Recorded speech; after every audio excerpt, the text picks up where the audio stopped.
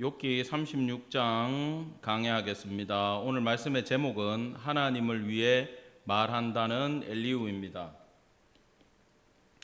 36장, 37장은 엘리후의 마지막 네 번째 변론이 기록되어 있습니다. 총 6장의 변론 중에 오늘 6장에 걸쳐서 하는 네 번의 변론 중에 마지막 변론입니다. 그 엘리후의 변론의 특징은요, 하나님의 절대 주권과 섭리 그리고 하나님의 초월성에 있어서는 아주 탁월한 면모와 구체적인 내용을 가지고 있어요. 근데 문제가 뭐냐 하면은 기본적인 논지는 같습니다. 욥에게 제일 중요한 이야기는 그거죠. 욥에게 너는 회개해야 된다가 핵심이에요. 하나님 앞에 불평하지 말고 하나님은 공의로운 분이니 네가 징계를 받고 있다는 건 너에게 죄가 있기 때문이다라고 무조건 너는 회개해야 된다라고 이야기를 하고 있어요. 그걸 6장에 걸쳐서 길게 얘기하고 있습니다. 근데 문제는 뭐냐 하면은 우리가 성경을 이렇게 통독을 하거나 필사를 해보면은 엘리후에 대해서 정확하게 알 수가 없어요. 특히 여러분 큐티를 하지 않습니까? 큐티는 짧은 본문 안에서 결론이 뭡니까? 나에게 주어진 말씀이 뭐냐? 내가 어떻게 살아내야 되느냐? 그걸 발견해야 되기 때문에 엘리후가 이야기한 것에 대한 문제점보다는 엘리후가 그 말을 왜 하느냐에 대한 문제보다는 더 중요한 게 뭐예요? 그 내용의 진실성이라든지 이런 건 안 보고 그 내용이 좋다. 아, 이건 옳은 얘기다. 그 부분만 가지고 자기한테 적용을 시키고 있는데 욥기를 처음부터 강해를 해가지고 쭉 이게 어떤 내용인지 본다면 한 절 한 절 풀어본다면 엘리후한테 사실은 실망이 되죠. 실망할 수밖에 없어요. 특별히 우리가 이 본문을 볼 때 주의해야 되는 게 엘리후는 너무 옳은 말만 하고 있습니다. 그런데 문제가 뭡니까? 그 옳은 말을 잘못 적용시키고 있다라는 걸 여러분들은 간파를 하셔야 돼요.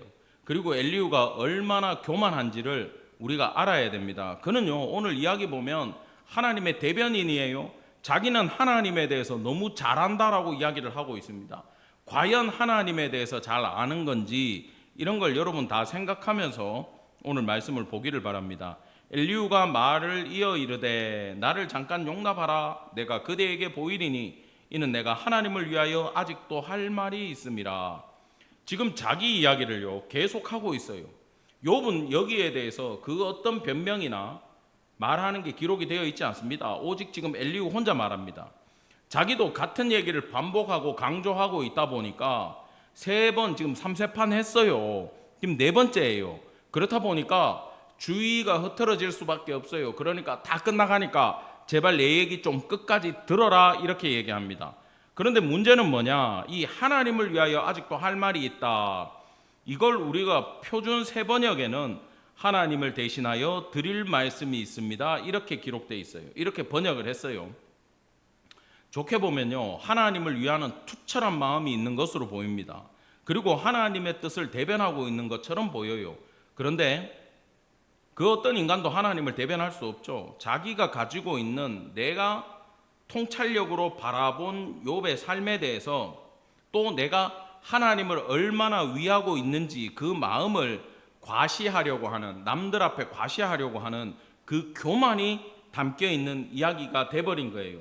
왜냐하면 그 어떤 인간도 하나님의 이익을 대변해 줄 수 있는 사람은 아무도 없어요.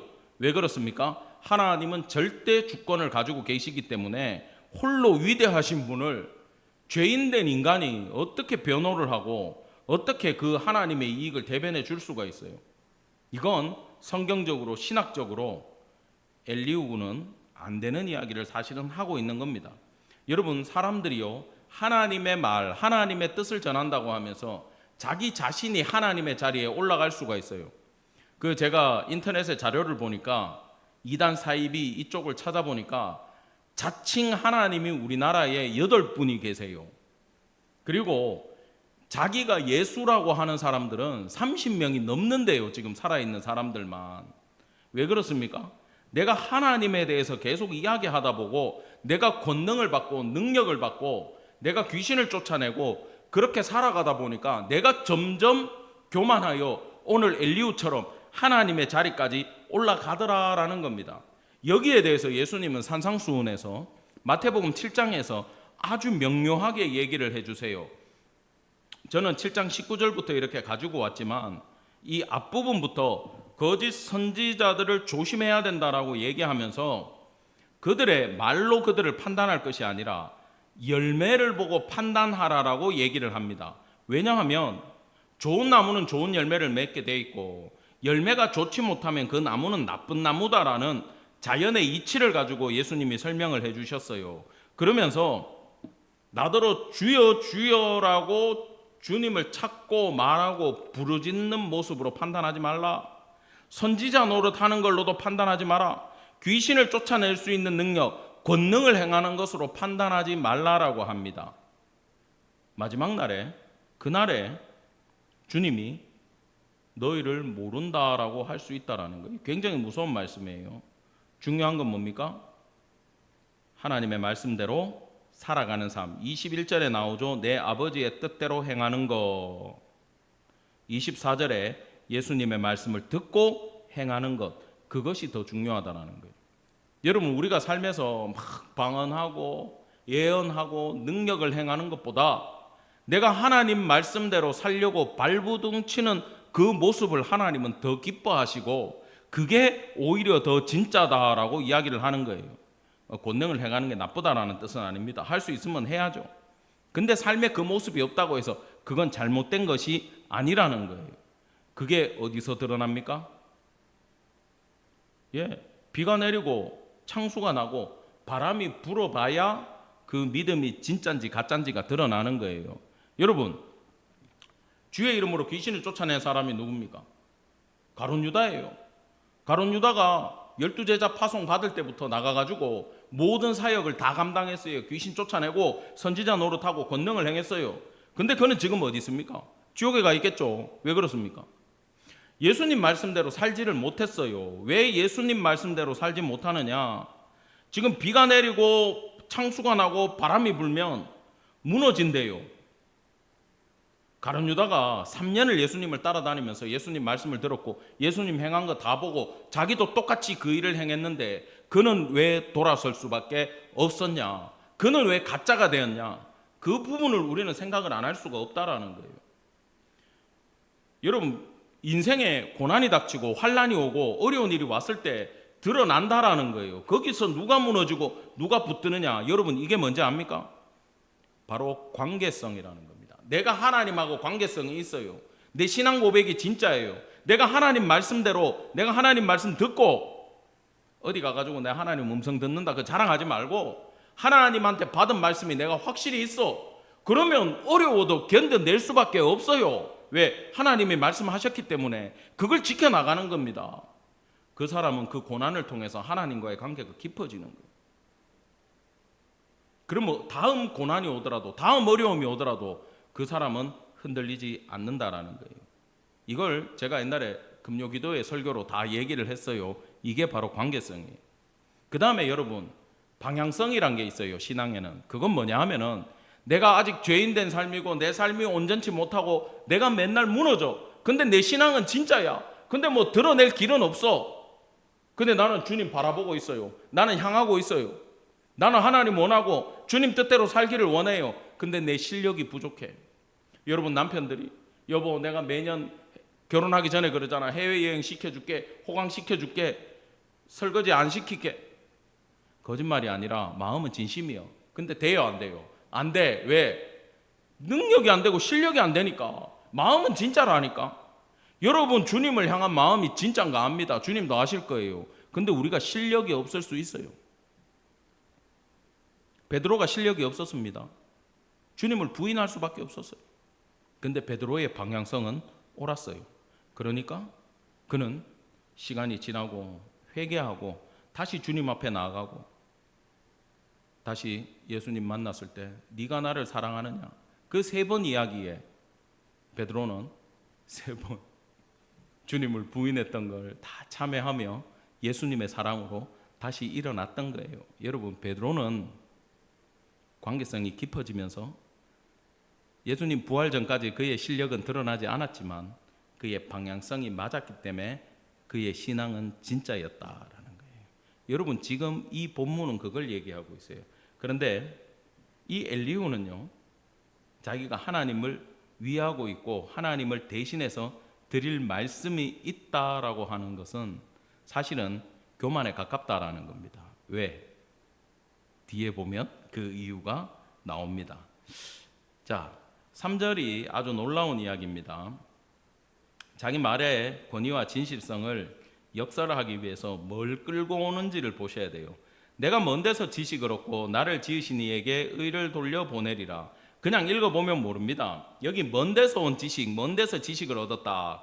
광범위한 지식이고, 그 2번은 유학파요.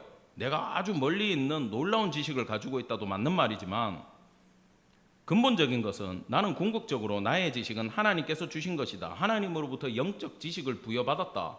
나는 계시를 받았으니까 너는 내 말을 들어야 돼. 지금 그 이야기를 하고 있는 거예요. 그리고 오히려 더 나아가서 나를 지으신 이에게 의를 돌려보내리라. 이건 나를 지으신 하나님이 의로우시다는 것을 지금부터 내가 밝혀내겠습니다. 그 얘기를 하는 거예요. 엄청나게 하나님의 의를 수호하는 사람처럼 이야기를 하고 있어요.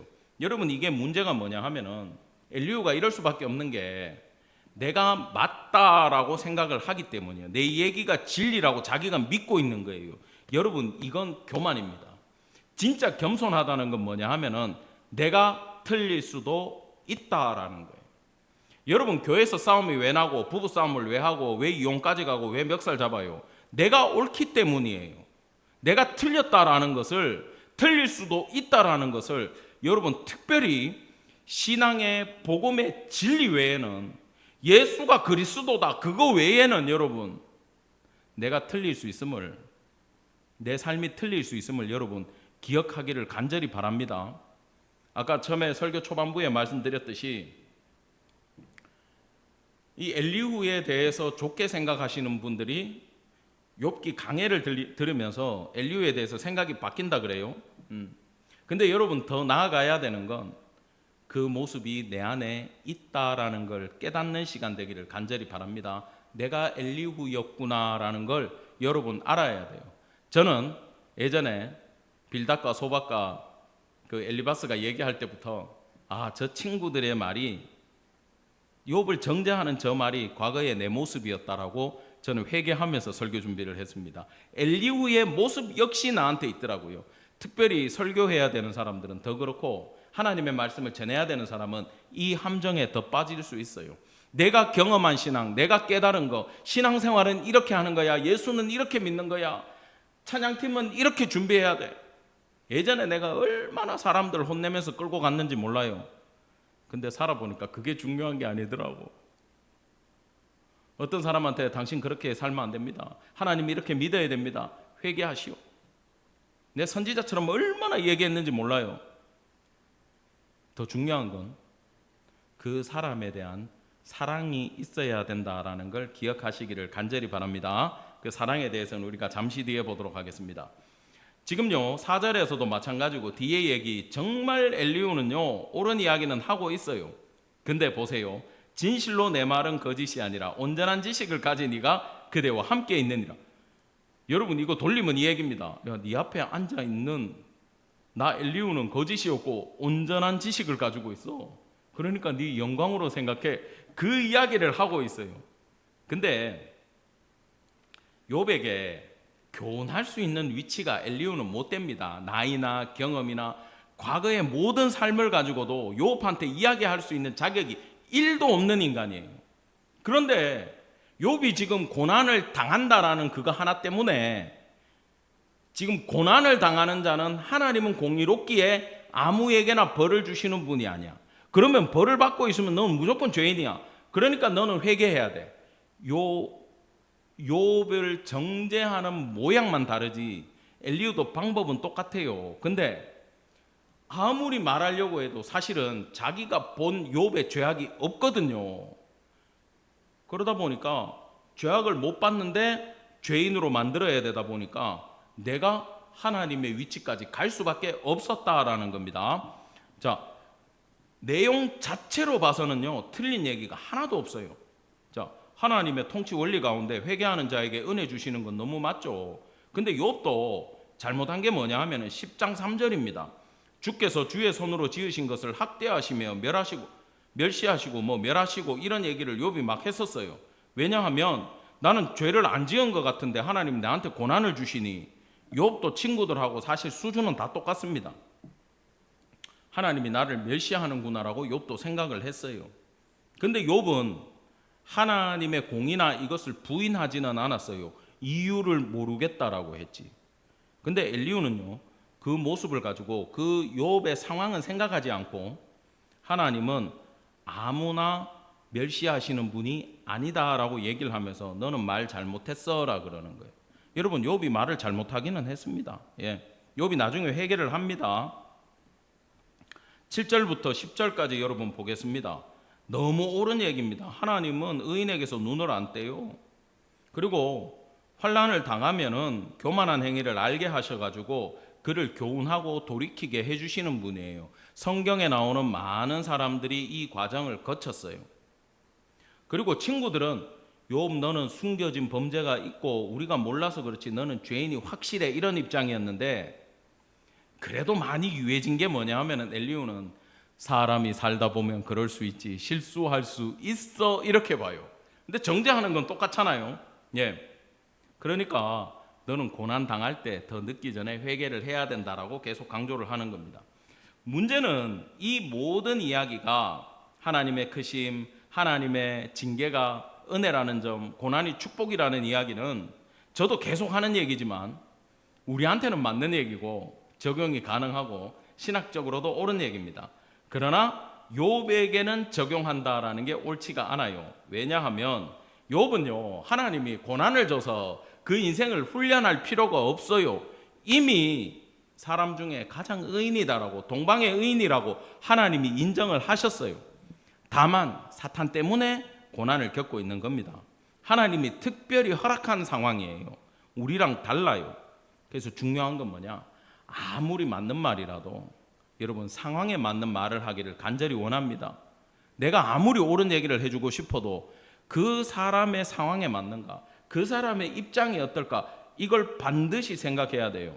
자, 뒤에 이야기도 계속 맞으니까 여러분 이런 좋은 본문으로 그냥 묵상은 하셔도 됩니다. 순종하면 형통해지고 순종하지 않으면 심판받을 거야. 너무 맞는 얘기예요. 다만 욥에게 적용이 안 된다라는 거예요. 하나님의 은혜는 회개의 기회를 주시고 악인들은 회개를 거부한다. 맞는 얘기죠. 세상에 여러분 아무리 복음을 전하고 말씀을 전해도 회개하고 돌이키는 사람이 있고 끝까지 부정하고 고난당하고 죽을지언정 하나님 앞에 돌아오지 않는 영혼들도 있어요. 겪어보면은. 근데 욥에게는 맞는 이야기가 아니다라는 거예요. 여러분 심지어 절대 해서는 안 되는 말까지 합니다. 14절입니다. 그들의 몸은 젊어서 죽으며 그들의 생명은 남창과 함께 있도다. 이건 무슨 얘기냐 하면 엘리후가 회개하지 않고 지금 병들어 막 망해가고 있는 욥의 모습을 우상의 신전에서 몸을 파는 남자들한테 비유를 해가지고, 왜냐하면 그 신전에 있는 미동들 몸 파는 남자들은요 일찍 죽었대요. 하나님의 징계로 일찍 죽는 데다가 욥의 삶을 같이 묶어버렸어요. 여러분 절대 해서는 안 될 이야기를 엘리후는 욥에게 적용을 시키고 있다는 거예요. 하나님은 공고한 자에게 구원하시죠. 그리고 환난에서 이끌어내죠. 무릇 그대의 상에는 기름진 것이 노일이라. 자, 옛날에 욥이 자식이 얼마나 많았어요.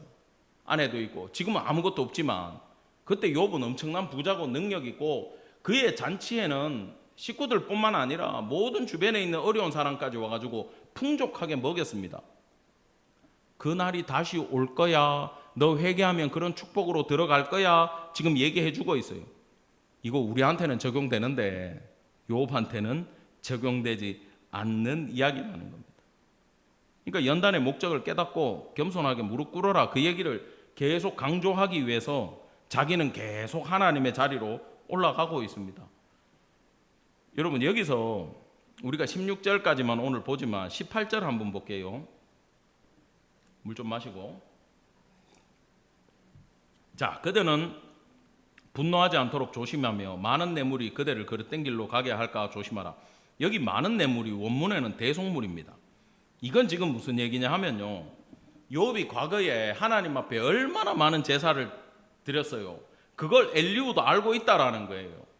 야, 너 옛날에 그렇게 많이 하나님 앞에 예배한다 그러고 제사한다 그러고 대속물 올려주면 뭐하냐? 네가 회개 안 해가지고 지금 그 꼴을 당하고 있는데, 그 욥이 드렸던 제사의 속죄물 대속물을 지금 우리 성경처럼 뇌물로 보고 있는 거야. 그러니까 너 다른 걸로 하나님 앞에 그렇게 로비해봐야 소용없다.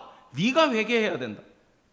여러분, 욥이 죄인이라는 선입견을 가지고 욥의 모든 과거의 삶을 지금 그릇되이 해석한다. 이건 좋은 말이고, 폄하하고 있고 비꼬고 있고, 자기가 욥을 죄인 만들기 위해서 과거의 삶까지 비꼬아서 지금 적용시키는 죄악을 엘리후는 저지르고 있다라는 거예요.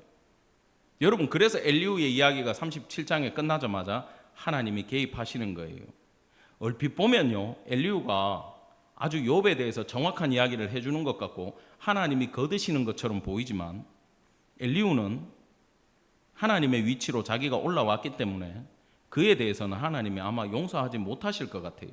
뭐 성경에 없으니까 말은 못합니다만은, 친구들의 죄악 용서해주고 욥의 회개 다 받아주고 회복시켜주지만 엘리후에 대한 그 평가도 없지 않습니까? 절대 해서는 안 되는 말들을 계속 지금 하고 있다라는 거예요. 20절만 보고 마치겠습니다. 그대는 밤을 사모하지 말라. 인생들이 밤에 그들이 있는 곳에서 끌려가리라.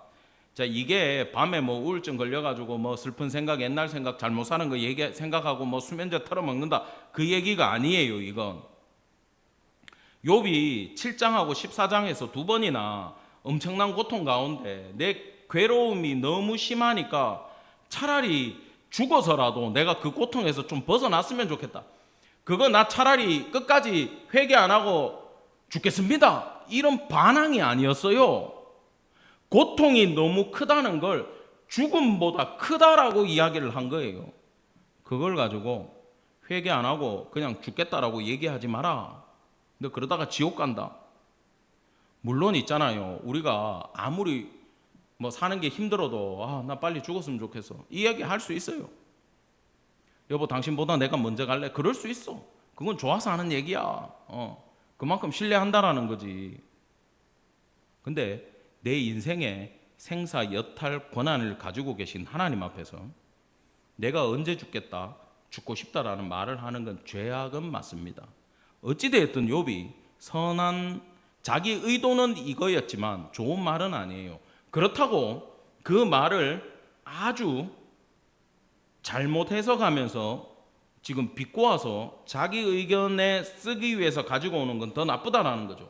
왜냐하면요, 지금 엘리후는 이 말을 하기 전에 얼마나 괴로웠으면 그렇게 말을 했을까라는 욥의 고난과 눈물에 동참하는, 사랑하는 마음을 하나도 가지고 있지 않았어요. 제가 왜 그랬을까? 이것만 생각하지, 힘들겠다, 힘들었겠다, 얼마나 고통스러우면 저럴까라고 하는 사랑의 시선이 그에게는 하나도 없었다라는 겁니다. 사랑하는 성도 여러분, 우리는 가장 중요한 게 사랑의 눈을 갖는 것임을 여러분 반드시 기억하는 성도 되기를 바랍니다. 고린도전서 13장 13절에서요, 그런즉 믿음, 소망, 사랑, 이 세 가지는 항상 있을 것인데 그 중에 제일은 사랑이라고 얘기를 했어요. 여러분, 이 헬라어는요 이런 뜻입니다. 그 중에 제일이라는 건 그 중에서 다른 거는 작다, 다른 거는 소용없다, 이 뜻이 아니고, 믿음도 중요하고 소망도 중요하고 사랑도 중요한데 이 중에 가장 큰 것은, 요거보다 더 큰 것은 사랑이다. 이것은 사랑이 없으면 나머지가 힘을 발휘하지 못한다라는 뜻이에요. 여러분, 믿음도 소중하고요, 소망도 너무 소중합니다. 소망이 있어야 돼요. 구원에 대한 소망이 없으면은 환난과 핍박을 견뎌내지를 못한다 그럽니다. 믿음도 있어야죠. 믿음 없이 어떻게 구원을 받습니까? 근데요, 너 예수 믿어야 돼. 너 구원 받아야 돼. 천국의 소망을 가져야 돼. 백날 얘기해도 있잖아요, 내가 그 말을 하는 내가 하나님을 사랑하지 않으면 소용이 없는 말이고, 내가 전도 대상자에게 믿음을 얘기하고 소망을 얘기하기 전에 내 속에 그 영혼을 향해서 사랑하는 마음이 없으면은 내가 지금 하고 있는 모든 말들이 아무 의미가 없다라는 것을 아셔야 돼요. 여러분, 그 망고라는 과일 좋아하시잖아요. 망고 맛을요, 제일 처음 제가 어디 해외 선교지에 갔다가 선교사님이 주셔가지고 딱 먹었는데 총각 때 먹었어. 야, 이게 무슨 과일이지? 맛을 보는데 이 단맛 가운데 단맛, 신맛도 제가 느꼈지만 오렌지 맛도 있고 감의 맛도 있고 온갖 사과 맛도 있고 그 안에 그 모든 향이 이거 처음 먹는 사람만 알아요. 여러분은 너무 자주 먹어서 몰라. 그냥 망고 맛이야, 머릿속에.